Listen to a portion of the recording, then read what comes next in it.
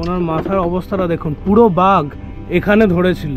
আমি তো ধরে ফেলেছি বাঘকে, দেখার সঙ্গে সঙ্গে মাথায় কামড় মেরেছে, ফেটে গেছে। আমি জ্ঞান হারিয়ে, আমি তো জানি না, আমি জানি আমাকে নিয়ে চলে গেছে বাঘে। আচ্ছা, তাই ডাক্তারবাবুরা বলছে ও হবে না, খিলু বেরিয়ে যাচ্ছে, বাঁচবে না, পাঠিয়ে লাভ নেই। 28 লক্ষ টাকা বাবা মা খরচ করেছি। জানিস দাদা, তোদের জায়গা জমি সব বিক্রি করে ফেলেছি। তো এখন আমরা পৌঁছে গেছি বালি আইল্যান্ড। এটা হচ্ছে লোকনাথ বাবা মন্দির ঘাট। আর এখানে একজনের সাথে আপনাদের পরিচয় করাবো, যাকে কিন্তু বাঘ অ্যাটাক করেছিল এবং খুব ভয়ঙ্করভাবে ওনাকে জখম করেছিল। উনি কিন্তু বেঁচে ফিরে এসছেন। তো উনি এসে গেছেন, প্রায় এইখানটা দিয়ে হেঁটে হেঁটে আসছেন। উনি আমাদের বোটেই উঠবেন, দেখাচ্ছি তোমাদের। তো আমরা আমাদের সাথে এমন জনকে পেয়ে গেছি। আপনার নামটা একটু বলবেন? আশিস দাস। আশিস দাস। তো আশিস দাস বাবু আমাদের সঙ্গে এই বোটে আছেন। উনি কিন্তু একজন ভিকটিম। ওনাকে রয়্যাল বেঙ্গল টাইগার, সুন্দরবনের রয়্যাল বেঙ্গল টাইগার ওনাকে অ্যাটাক করেছিল এবং খুব বীভৎসভাবে অ্যাটাক করেছিল। সেই গল্পটা পুরোটাই আমরা ওনার মুখ থেকে শুনে নেব। বলুন কি হয়েছিল। নমস্কার, আমার নাম আশিস দাস। আমার বাড়ি বালি, বিজয়নগর থানা গোসবা। আমি সুন্দরবনে মৎস্যজীবী ছিলাম এক সময়। আমি সুন্দরবনে 18 বছর মাছ ধরেছি। 2022 সালে মাছ ধরতে গিয়ে বাঘের মুখে পড়ি। আমরা প্রত্যেক মাছ ধরার নৌকোতে 5 জন করে থাকি। মা বনের পুজো দিয়ে মাছ ধরতে যাই সুন্দরবনে। 2022 সালে 5 জন গেছি মাছ ধরতে। 8 দিনের জন্য আমরা ডিঙি নৌকানো বেরিয়ে যাই। 7 দিনের দিন সন্ধ্যের সময় আকাশে বিশাল বড় একটা মেঘ হয়। যখন মেঘ হয়েছে দেখি সরু খালে ঢুকে গেছি। খালটার নাম আমরা সব জেলেপাটিরা বলি ধুবনির খাল। ওই খালে গ্যারাবি করেছি আর আমার গায়ে খুব জ্বর, আমি ঘুমাচ্ছি। কিছুক্ষণ পরে আমার যারা সঙ্গীরা ছিল ওরা খুব জোরে চিৎকার করছে। তখন আমার ঘুম ভেঙে গেছে। আমি মুখ থেকে কাঁথা সরিয়ে দেখি না বাঘ দাঁড়িয়েছে, বাঘের নিচে আমি শুয়ে আছি। ধরে ফেলেছি পাঁজা করে, বলেছি মা গো বাঁচাও, মাথায় কামড় মেরেছে, ফেটে গেছে, আমি জ্ঞান হারা। আমি তো 8 মাস তো কিছুই জানি না। আমি জানি আমাকে বাঘে নিয়ে চলে গেছে। 8 মাস পরে আমার জ্ঞান এসছে। 8 মাস বাদে আপনার জ্ঞান এসছে? হ্যাঁ, 8 মাস পরে আমি চোখ খুলেছি। আমি তো কিছুই জানি না কোথায় নিয়ে গেছে, কীভাবে নিয়ে এসছে। আমি 8 মাস কিছুই জানি না। না, আপনাকে যখন বাঘটা ধরলো তারপরে আপনার জ্ঞান নেই? আর আমার মাথাটা ফেটে গেছে, আমি একটু কানে শব্দ পেয়েছি, তারপরে আমি আর কিছুই জানি না। আমার পিছন মিনে সব ফেটে গেছে। আপনাদের দেখাচ্ছি একটু। এই দেখুন, এই দেখুন ওনার মাথার অবস্থাটা দেখুন, পুরো বাঘ এখানে ধরেছিল। ঠিক আছে, এখনো হাড় নেই এখনো। আচ্ছা, এখানে কোনো হাড় নেই ওনার, কিন্তু সার্জারি করতে হবে আবার। আচ্ছা, এটা কিন্তু আবার সার্জারি করতে হবে ওনাকে। তো আপনার এই ট্রিটমেন্টটা কতদিন ধরে চলছে? তাও আমি এখন ওষুধ খাই, প্রত্যেক মাসে মাসে কলকাতাতে যাই। আমার এখানে নখের দাগ আছে। এই যে এইখানে নখের দাগ, বাঘের নখের দাগ আছে এখানে। মানে এইখানে আপনার এরকম রেখে এখানে কামড়েছিল নাকি? মাথায় নাকে বাঘের নখ লেগেছিল। নাকে বাঘের নখ লেগেছিল বাবা। আমার এখানে মাথায় চামড়া কেটে লাগানো। এই যে পায়ের চামড়াটা কেটে এখান থেকে কেটেছি। এইখান থেকে চামড়া কেটে এইখান থেকে নিয়ে মাথায় লাগিয়ে, এইখান থেকে আর এইখান থেকে নিয়ে থাই থেকে চামড়া নিয়ে এইখানে লাগানো হয়েছে। এইটা কি থাইয়ের চামড়া? হ্যাঁ, থাইয়ের সামনে। আচ্ছা, এই দেখুন এইখানে হচ্ছে থাইয়ের চামড়া। মানে এটা আপনার পুরো মানে কি করেছিল, মানে তুলে নিয়েছিল পুরো? আমি তো ধরে ফেলেছি বাঘকে, দেখার সঙ্গে সঙ্গে মাথায় কামড় মেরেছে, ফেটে গেছে, আমি জ্ঞান হারিয়ে। আমি তো জানি, আমি জানি আমাকে নিয়ে চলে গেছে বাঘে। আচ্ছা, আমি বেঁচে আছি তাও জানি না আমি। আচ্ছা, তো আপনার এখন মানে কোথায় ট্রিটমেন্ট চলছিল আপনার? স্যার, আমার কলকাতাতে আমি যাই, ধাবা বাইপাসে Atindra Medicare, doctor NK Poddar. আচ্ছা, ওখানে আমার অপারেশন হয়েছে প্রাইভেট। আচ্ছা, তো আপনার এখানে অনেক খরচাও হয়েছে নিশ্চয়ই? বাবা 7 বিঘে জমি ছিল আমার এলাকায়। কত বিঘা? 7 বিঘা? 7 বিঘে।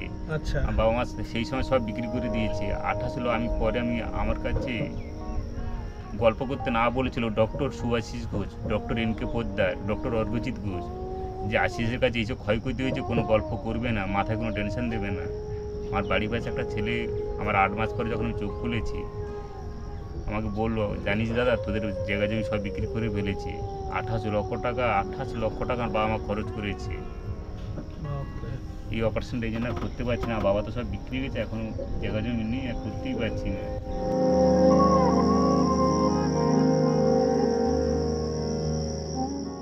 মানে একটা বাঘে অ্যাটাক করলে কি পরিমাণ মানে সারা জীবনের জন্য। হ্যাঁ, বাকি আর কোনো সঙ্গীদের কিছু হয়নি? না স্যার, রাজবুদের কারো কিছু কারোর হয়নি। কিছু হয়নি। আপনার উপরেই অ্যাটাক করেছে? ওরা স্যার ছাড়ানোর পর আমি জানি তো আমাকে নিয়ে চলে গেছি। আমি 8 মাস পরে শুনলাম আমার এই সাথীরা সঙ্গীরা মারধর করে বাঘকে নৌকার থেকে নামিয়েছে। নামানোর পর স্যার এখান থেকে আমার বাড়ির কাছ থেকে ওই জায়গাটার নাম বন দপ্তরের নাম নেতি ধোপানি, আমরা বলি জেলেরা ধুগনি বলি। এখান থেকে আমাদের বিয়ে যেতে 3 ভাটি লাগে, বিয়ে যেতে হয়, আমরা ভাটায় যাই আর জোয়ারে আসি, 3 ভাটি লাগে।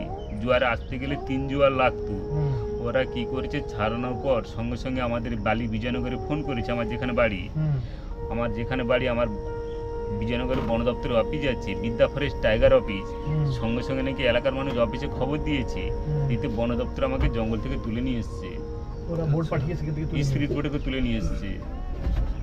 তারপর এখানে লোকাল হসপিটালে প্রথমে ট্রিটমেন্ট। হ্যাঁ, গোসাবাতে দিয়েছি, সঙ্গে সঙ্গে গোসাবাতে যখন শিয়ালদা চিত্তরঞ্জনে ট্রান্সফার করবে, তাই ডাক্তারবাবুরা বলছে ও হবে না, খিলুফিলু বেরিয়ে আছে, বাঁচবে না, পাঠিয়ে লাভ নেই।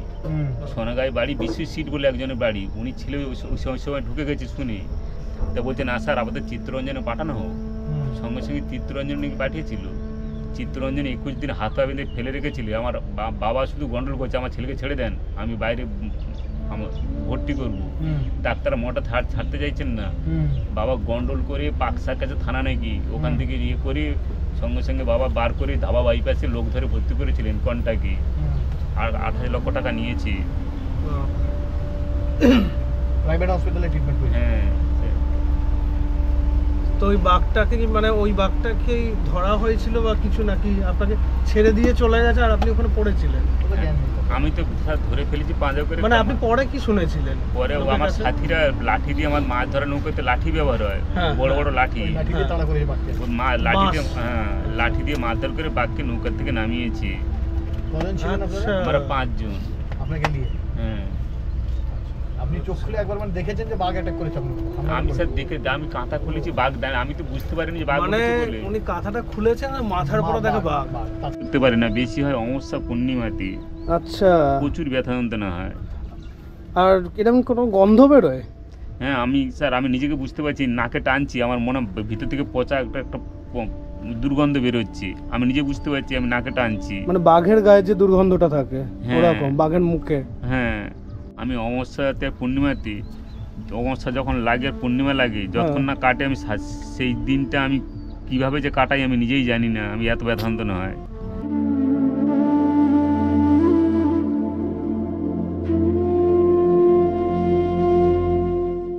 হ্যাঁ, এরকম আপনার মতো আরো অনেকেই আছে না এই বালি ব্রিজে? হ্যাঁ স্যার, আছে স্যার।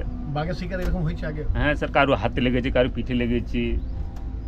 এই স্যার অনেকে স্যার আসে আমাকে দেখার জন্য, তার বলে আসিস আমাদের অ্যাক্সিডেন্ট দেখেছি, কিন্তু তোমার এই যে মাথায় ইনজুরি, এরকম অ্যাক্সিডেন্ট আমার কারোর দেখিনি, এরকম অ্যাক্সিডেন্ট। অনেকে নিয়ে চলে গেছে। আসলে মাথায় ইনজুরি মানে হাত পা পিঠে, কিন্তু এই মাথাটা মানে সাংঘাতিক। উনি যে এইভাবে মানে মানে বেঁচেছেন, এটাই একটা মানে অদ্ভুত ব্যাপার। ভেতরে নিয়ে চলে গেলে আর হতো না, ভেতরে নিয়ে চলে গেলে আর হতো না। হ্যাঁ, পুরো এবার খেয়ে নিত। স্যার আমার মাঝে মাঝে স্মরণশক্তি চলে যায়, আপ ডাউন হয়ে যায়। ডাক্তারবাবু ভ্যাকসিনে লেখা আছে, নিরো ডাক্তারের ভ্যাকসিন। তো স্যার আমি 8 মাস পর আমার যখন একটু চোখ খুললাম, আরও কিছু মাস পরে, সেটা ঠিক মানে 2-3 মাস কি 4 মাস পরে, আমার বাড়ির সামনে লঞ্চ ধরে আছে। তা আমার বাড়িতে গেছে, আমার ছেলে বলছে বাবা, আমি বলি কি? তা বলছে বাবা বন দপ্তরের লঞ্চ বাড়ির সামনে ধরে, এই স্যাররা মনে হয় এসছে আমার বাড়িতে। আমি বাড়িতে শুয়েছিলাম, তা বলছে আসিস, তোমার সঙ্গে একটু কথা বলবো। উনি অফিসারটার কিচ্ছু বলেনি। তা আমি বলছি হ্যাঁ স্যার বলুন।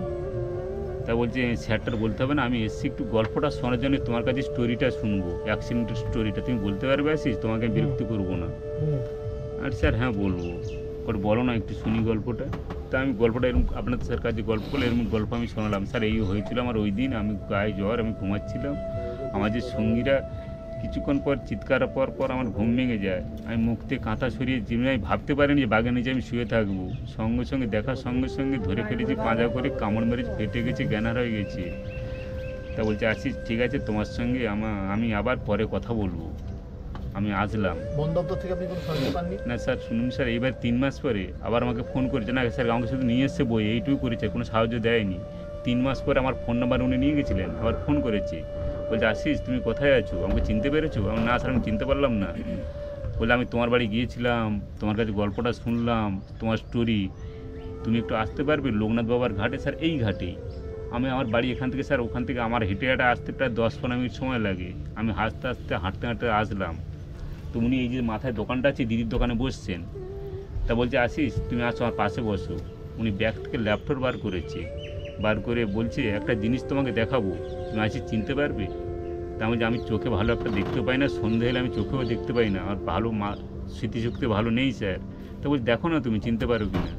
উনি একটা বাঘের ছবি দেখাচ্ছে, বলছে আসিস এই বাঘকে তুমি চেনো?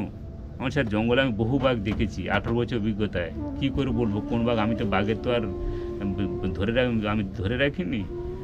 বলছে আসিস তোমাকে এই বাইকই ধরেছিল, এর নাম দেওয়া আছে নান্টু। 2022 সালে নান্টু বাঘ তো অনেককে ধরেছে তাহলে। তখন ওই স্যারই বললেন আমাকে, আসিস জানো তোমার অ্যাক্সিডেন্টের পর কিছুদিন নান্টুকে দেখা যাচ্ছিল না। তোমাকে যারা ছাড়িয়ে এনেছে তোমার সঙ্গীরা, বন দপ্তর তোমাকে নিয়ে এসছে, ওই নান্টুকে দেখা যাচ্ছিল না, আমরা খুব চিন্তায় ছিলাম। তারপরে নান্টুকে দেখা পেতে এই তোমাকে ডাকলাম। এই যে নান্টু ওই 201 জনকে নাকি স্যার খেয়েছে, উনি বললেন আসিস ওই বাঘ 1,201 জনকে খেয়েছে। আমরা দেখা পাচ্ছিলাম না বলে এই জন্যই সব তদন্ত করছিলাম, তোমাকে কিভাবে ওর কাছ থেকে ছাড়ালো তোমার সঙ্গীরা। 201 জনকে খেয়েছে? হ্যাঁ ওই নান্টু নাকি স্যার। স্যার ওনাকে কিছু বললাম না।